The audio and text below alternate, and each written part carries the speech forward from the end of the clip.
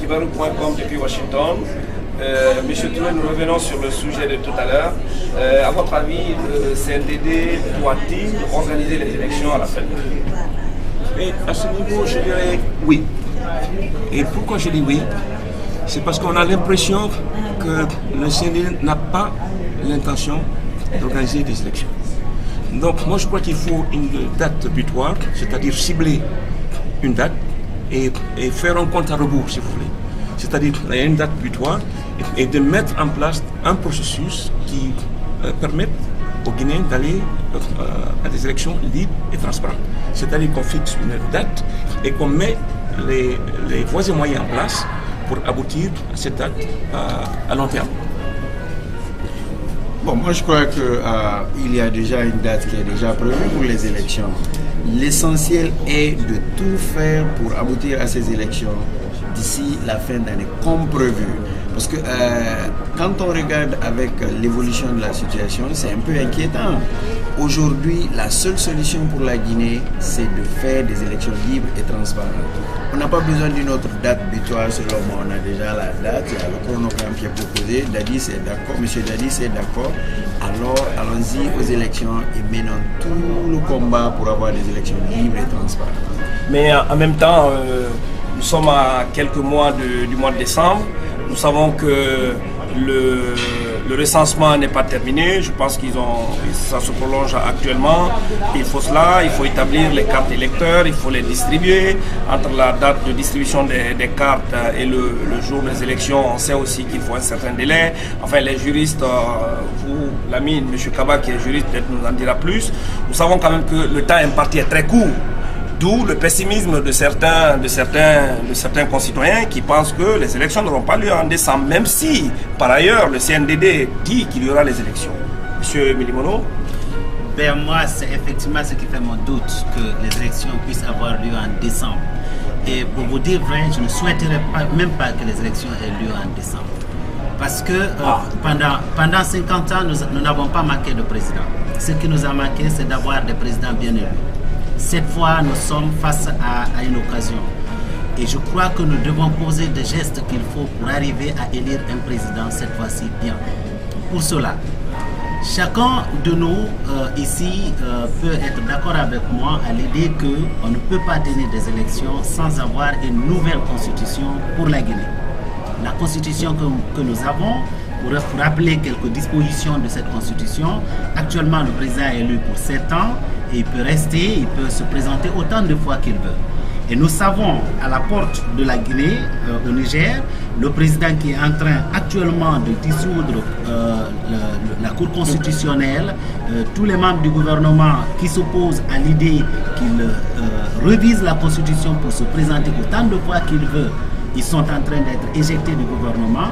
C'est un risque que les Guinéens aillent aux élections aujourd'hui avec une constitution comme celle que nous avons sous la main et avoir un président mal élu, et on n'aura plus la communauté internationale à nos côtés pour combattre celui-là. Aujourd'hui, nous avons toute la communauté internationale à nos côtés pour combattre le CNDD si le CNDD décide de ne pas quitter le pouvoir.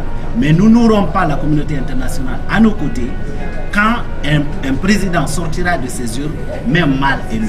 C'est pour cette raison que je souhaite que les Guinéens que nous sommes prenions tout notre temps, réviser la constitution guinéenne, lui donner le caractère qu'il faut avant d'aller à ces élections, si nous les voulons transparentes. M. Kaba? Je pense que l'inquiétude de Dr Milimono n'est pas très vérifiable, en ce sens que les élections peuvent se passer en 2009, mais dire qu'il faut que toutes ces conditions soient réunies, et il y a une autre peur qui cohabite avec sa peur. C'est-à-dire que le pouvoir peut être gardé par la classe militaire. Bon, et avec cela, mieux vaut des élections tordues dans le sens qu'une partie, par exemple, des Guinéens ne votent pas, plutôt que de laisser la classe militaire garder le pouvoir. Parce que là, les choses vont de mal en pire. Quelle que soit la personne élue, si elle est une personne civile, je pense qu'elle fera un meilleur travail. Il n'est pas dit qu'on est contre les militaires ont leur voie à suivre, c'est des gens, quand c'est la République, les valeurs républicaines sont respectées, les militaires ont leur place. Mais l'exemple de l'Afrique, de la période après l'indépendance, nous montre que les militaires ont vraiment leurs tâches différentes de l'exercice du pouvoir. En clair, vous préférez un civil moyennement élu, bien élu, plutôt que de voir un militaire, en l'occurrence le CNDD, garder le pouvoir? Je suis pour le fait que les élections le plus tôt possible soient faites, soient organisées. Monsieur Diallo? Et moi je crois qu'avec une volonté politique de la classe au pouvoir aujourd'hui, on peut effectivement réviser cette constitution et on peut avoir des élections et parallèlement et puis réviser la constitution après les élections. C'est vrai que l'inquiétude de monsieur le docteur Faye est très très importante.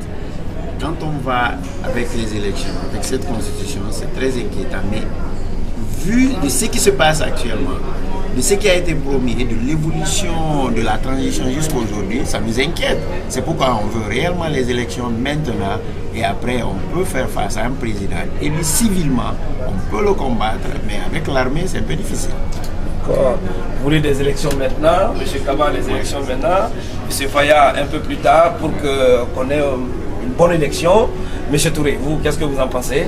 Et comme je le disais tantôt, j'ai parlé d'une date butoir, mais en parlant d'une date butoir, je vais un peu au-delà de l'échéance 2009.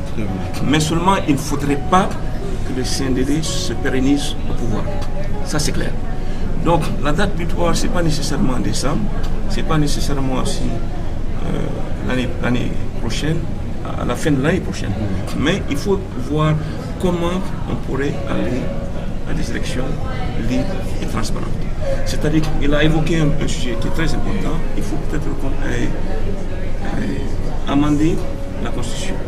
C'est très important. Mais avec le CNDD au pouvoir, il y a des inquiétudes. Des inquiétudes qui ont été évoquées par M. Kaba et M. Diallo, qui sont des inquiétudes pertinentes. Parce qu'on a l'impression qu'avec le CNDD, bon, je le dirais honnêtement, le laisser aller continue. C'est-à-dire, moi je trouve qu'un régime militaire ne doit pas régner pendant longtemps. Nous avons des capacités, nous avons des Guinéens qui sont très intelligents. Nous devons passer à une autre phase, c'est-à-dire de faire confiance aux Guinéens pour qu'ils prennent la destinée de leur pays entre leurs mains.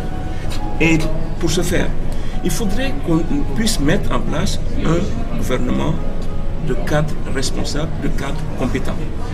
Et les militaires, il faut le dire, sans hésitation.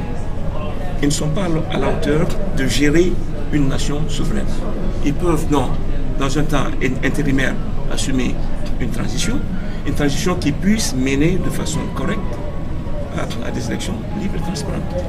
Il y a une vision fausse, je crois, que nous devons corriger d'être. Je voulais juste rappeler, M. Milimono, qu'il nous reste 2 minutes pour cette deuxième partie. Moi, je souhaite qu'on revienne un peu sur la Constitution qui doit être revue, parce qu'il y a le CNT qui va être rapidement mis en place. Je pense que l'une des principales tâches du CNT, c'est de revoir la Constitution. Je voudrais que vous, les uns et les autres, chacun dise ce qu'il souhaite voir améliorer dans notre Constitution. Monsieur Faya, si vous voulez d'abord terminer ce que vous voulez dire, ensuite enchaîner. Ce que je voulais dire, c'est que nous ne devons pas avoir peur du CNDD aussi longtemps que nous arrivons à nous convaincre nous-mêmes que nous ne devrions pas laisser le CNDD contrôler la situation de la transition seul. Dès le début, je crois, les Guinéens avaient élevé le ton pour dire que le CNDD seul ne devait pas contrôler la période de la transition. Ça, c'est quelque chose que nous devons encore continuer à insister. Maintenant, pour revenir à la Constitution, j'ai parlé tantôt... Bon, justement, à propos de la Constitution, ça va être la 3e partie. Ok. Merci, à tout à l'heure.